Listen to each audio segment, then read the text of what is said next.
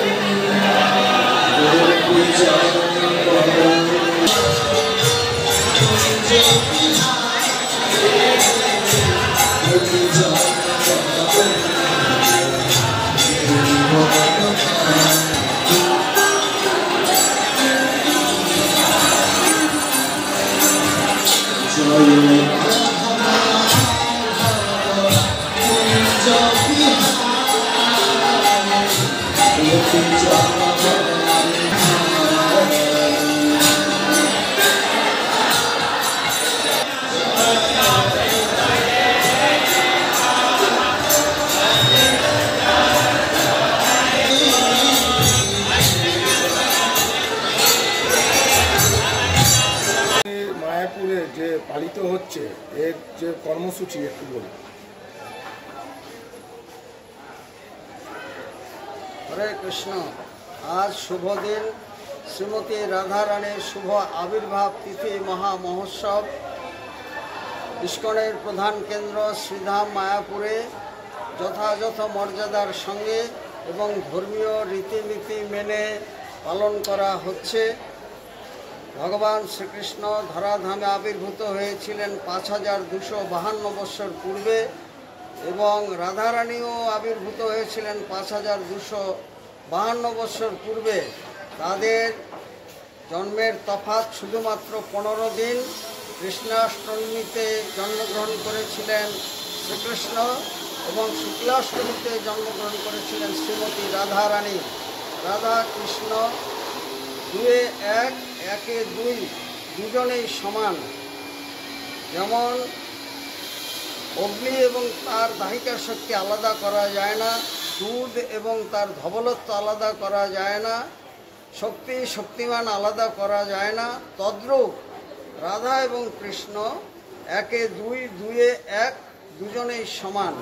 এবং যুগে যুগে ভগবান অবতীর্ণ হন ধরাধামে জীবজগতের কল্যাণের জন্য এবং শ্রীধাম মায়াপুর সহ বিশ্বব্যাপী সমস্ত শাখা কেন্দ্রে ইস্কনের, তাছাড়া সমস্ত রাধাকৃষ্ণ মন্দিরে এই উৎসব মহা সমারোহে পালন করা হচ্ছে। ভগবান শ্রীকৃষ্ণের নাদিনী শক্তি শ্রীমতী রাধারানী তিনি ধরাধামে আবির্ভূত হয়েছিলেন।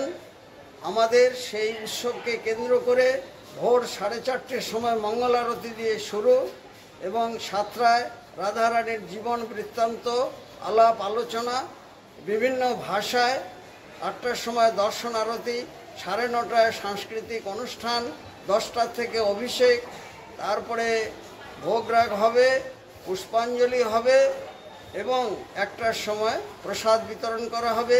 বিকেলে শোভাযাত্রা হবে, বিদ্যান হবে, সন্ধ্যারতি হবে এবং রাধারানীর উদ্দেশ্যে কেক কাটা হবে।